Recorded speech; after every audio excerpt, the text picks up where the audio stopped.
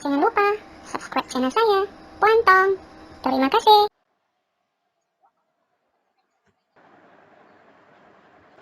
Salam sejahtera bersama dengan saya Puan Tong dalam mata pelajaran Pendidikan Seni Visual tingkatan 2, tajuk 3, Seni Catan. Seni catan. Setiap orang mempunyai cara tersendiri untuk meluahkan perasaan. Contohnya melalui penulisan, lukisan dan tingkah laku. Tahukah anda, seni catan dapat mewakili gambaran pemikiran seseorang sama ada secara nyata atau abstrak. Pemikiran mereka digambarkan menerusi terjemahan dalam bentuk imej visual. Standard kandungan dalam tajuk ini. Yang pertama, pemahaman terhadap konsep seni catan dalam bidang seni halus. 2. Eksplorasi dan aplikasi pengetahuan dalam penghasilan seni catan.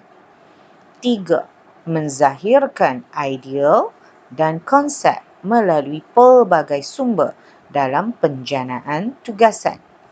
Yang keempat, penghayatan terhadap hasil karya seni catan dengan menggunakan bahasa seni visual.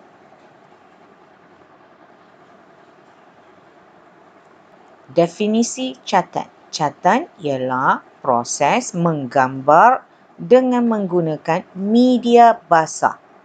Seulang, media basah yang disapu ke atas pelbagai permukaan dua dimensi seperti kanvas, kertas atau kayu.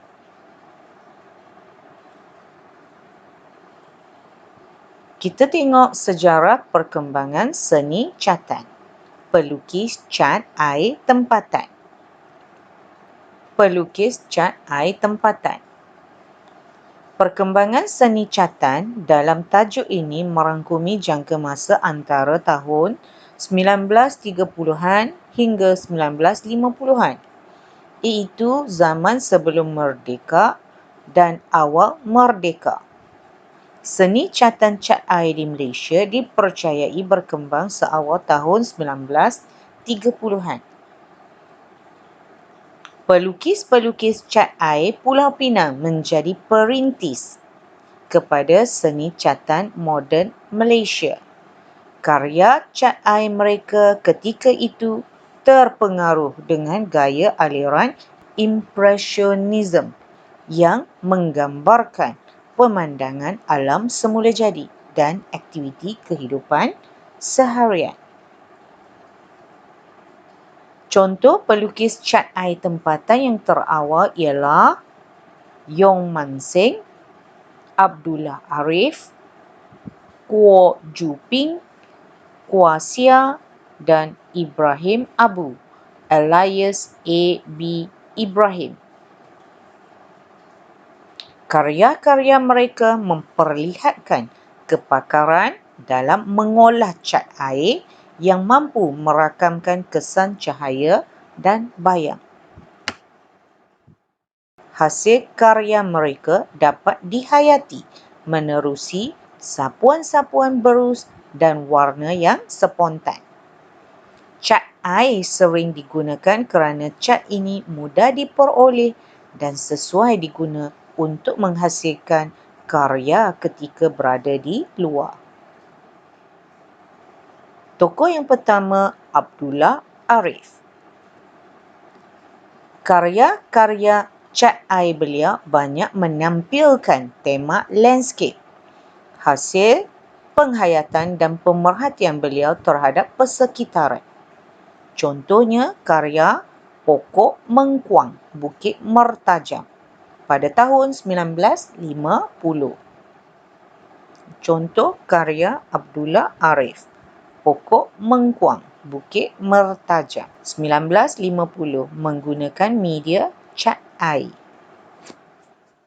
Tema karya beliau juga menyentuh kekayaan hasil bumi Malaysia, seperti karya Bumi Bahagia, Lombong Bijih Timah Malaya pada tahun 1960.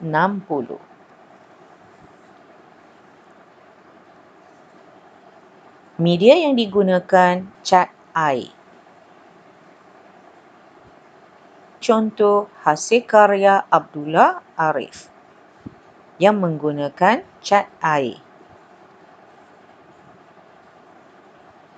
Tree by a River pada tahun 1955 menggunakan media cat air. Tokoh yang kedua, Yong Man Seng. Beliau gemar menampilkan tema alam dan manusia dalam karya cat air beliau. Beliau menggunakan sapuan berus kaligrafi Cina yang halus.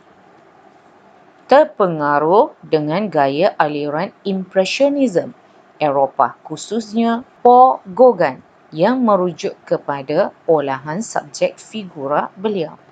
Contoh, The Harvesters pada tahun 1948 menggunakan cat air. Karya Yong Man Seng, Fishing Boat pada tahun 1953 menggunakan media cat air. Contoh karya Yong Man Seng, A Fishing Village menggunakan cat air pada kertas. Tokoh seterusnya Ibrahim Abu Elias A.B. Ibrahim. Beliau merupakan pelukis didikan sendiri yang menyara hidup dengan melukis. Beliau mahir menghasilkan karya cat air bertemakan landscape dengan suasana yang nostalgik. Contohnya karya Malacca Gate, koleksi tetap Lembaga Pembangunan Seni Visual Negara. Karya cat air beliau pernah diterbitkan dalam majalah seperti Mastika pada tahun 1957, 1959, 1967, 1969 dan Dewan Sastra pada tahun 1971 dan 1972.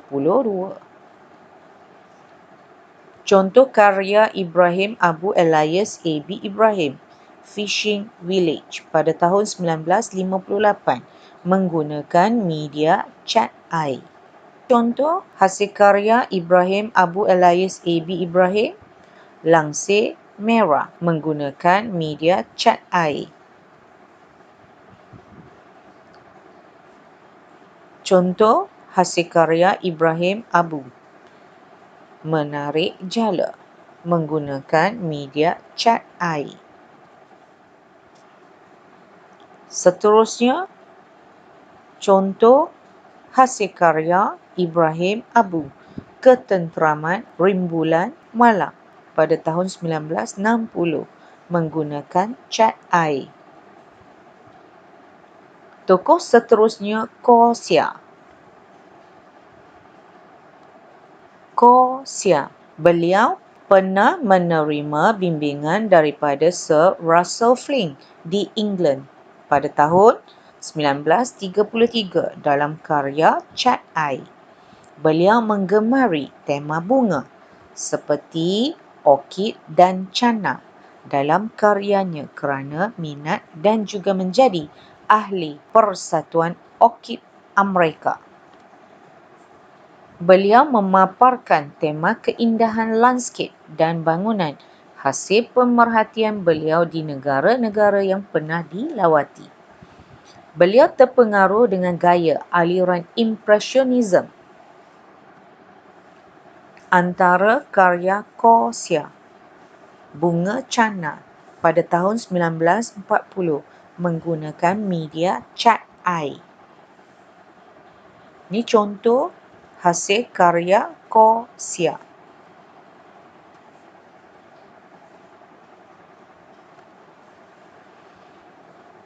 Kemunculan pelukis-pelukis tanah air telah merancakkan lagi perkembangan seni catan di negara ini. Mereka tidak menghadkan penggunaan cat air semata-mata Sebaliknya, menggunakan bahan lain seperti cat minyak, fresco, cat tempera, cat akrilik dan media campuran. Apa itu cat minyak? Cat minyak ialah cat yang mengandungi minyak pengering ataupun drying oil yang berfungsi untuk mendapatkan kepekatan. Cat akrilik pula ialah sejenis cat sintetik, bermaksud buatan yang berasaskan air. Contoh hasil karya catan pelukis tempatan. Syed Ahmad Jamal joget pada tahun 1957 menggunakan media cat minyak. Zakaria Noh membina perahu pada tahun 1956 menggunakan media cat air. Tay Hoi Kiat, pengayuh beca Saigon pada tahun 1959 menggunakan media campuran. Chua Tien Teng pergi ke pasar pada tahun 1959, batik. Contoh karya catan Chua Tien Teng. Contoh hasil karya Johann Marjonic, rimba kancing, After the Rain, pada tahun 2004, menggunakan media cat akrilik atas kanvas. Ini contoh hasil karya catan. Hasil karya Zailani Abu Hassan, Mata Air, pada tahun 2016 menggunakan media cat akrilik atas kanvas. Catan ialah penghasilan karya seni yang menggunakan media basah seperti cat minyak, cat akrilik, cat tempera, cat air, fresco, cat poster dan gouache. Okey, di sini kita tengok jadual menunjukkan jenis media, bahan tara yang digunakan, alatan yang diperlukan, jenis permukaan yang biasa digunakan, teknik yang boleh digunakan dan ciri-ciri hasil daripada jenis media yang berbeza. Okey, yang pertama, cat akrilik. Bahan taranya ialah air, alatan yang boleh digunakan berus lembut, berus keras. Jenis permukaan yang digunakan ialah atas kanvas atau kertas cartridge. Teknik yang digunakan ialah sapuan warna tebal atau nipis. Ciri-ciri hasil cat akrilik ialah legap dan cepat kering. Yang kedua, cat minyak. Bahan tara yang digunakan ialah turpentin dan minyak linseed. Alatan yang digunakan berus lembut, berus keras, pisau palette. Jenis permukaan kanvas, papan lapis, cardboard. Teknik yang digunakan teknik glazing dan impasto. Ciri-ciri cat minyak legap, licin, berkilat, kasar dan berjalinan berdasarkan teknik sapuan dan lambat kering. Cat gouache, bahan taranya ialah air, alatan berus lembut, berus keras, permukaan kertas cartridge, teknik sapuan warna tebal atau nipis. Ciri-ciri cat gouache: legap, lambat kering. Cat tempera, bahan taranya air, alatan yang digunakan berus lembut, jenis permukaan kertas cartridge dan jenis teknik yang dilakukan sapuan warna tebal atau nipis. Ciri-ciri cat tempera: lutsina, lembut seperti teknik catan menggunakan cat air. Fresco, bahan tara kapur plaster, Alatan yang digunakan berus keras. Jenis permukaan dinding. Teknik yang digunakan sapuan warna tebal atau nipis. Ciri-ciri fresco, legap, cepat kering. Jenis media seterusnya, cat air. Bahan tara, air. Alatan yang boleh digunakan, berus lembut, berus keras. Jenis permukaan, kertas, cat air dan kertas cartridge. Teknik yang boleh digunakan, teknik basah atas basah, basah atas kering, kering atas kering dan kering atas basah. Ciri-ciri lut sinar legap apabila teknik sapuan berlapis. Jenis media seterusnya, cat poster. Bahan tara air, alatan yang digunakan, berus lembut, berus keras. Jenis permukaannya, kertas cartridge. Teknik yang boleh digunakan, sapuan warna tebal atau nipis, aplikasi teknik warna rata. Ciri-ciri legap, cepat kering. Contoh-contoh bahan media untuk catan, cat minyak, cat akrilik, cat poster, cat air, cat tempera. Kita boleh tengok pada rajah media seni catan, media yang boleh digunakan dalam penghasilan seni catan. Contohnya, yang pertama, cat minyak, cat gouache, cat tempera. Kita boleh tengok fresco. Ni cat akrilik, cat poster dan ni cat air. Alat-alat yang boleh digunakan, berus, pisau palette, ni palette. Teknik cat air. Ada 4 jenis teknik cat air yang boleh digunakan. Yang pertama, teknik basah atas basah. Sapuan bancuhan warna cair ke atas permukaan kertas yang basah.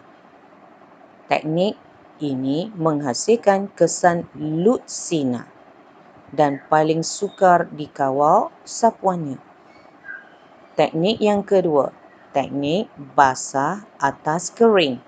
Sapuan bancuhan warna cair ke atas permukaan kertas yang kering.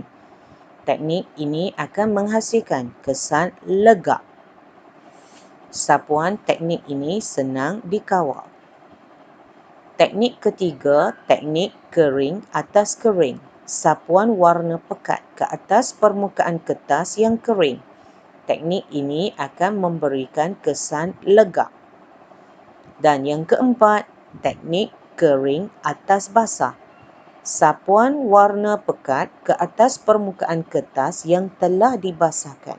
Teknik ini sukar dikawal. Teknik cat air. Teknik pertama yang boleh kita gunakan ialah basah atas basah. Teknik yang melibatkan sapuan warna cair ke atas permukaan kertas yang basah untuk menghasilkan kesan lut sinar. Contoh gambar di sebelah kanan. Teknik yang kedua, basah atas kering. Teknik yang melibatkan sapuan warna basah ke atas permukaan kering untuk menghasilkan kesan legap. Contoh. Teknik yang ketiga, kering atas basah. Teknik yang melibatkan sapuan warna dari tiub terus disapu ke atas lapisan warna yang cair atas permukaan kertas yang telah dibasahkan. Contoh hasilnya. Yang keempat, teknik kering atas kering. Teknik yang melibatkan sapuan warna yang pekat ke atas lapisan warna yang telah kering untuk menghasilkan kesan jalinan.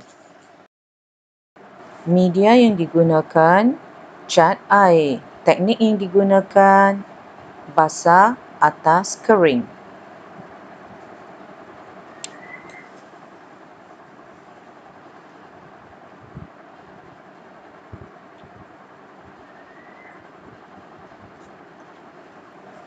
Biasanya kita perlukan 2 gelas air, satu untuk yang kotor, satu yang bersih.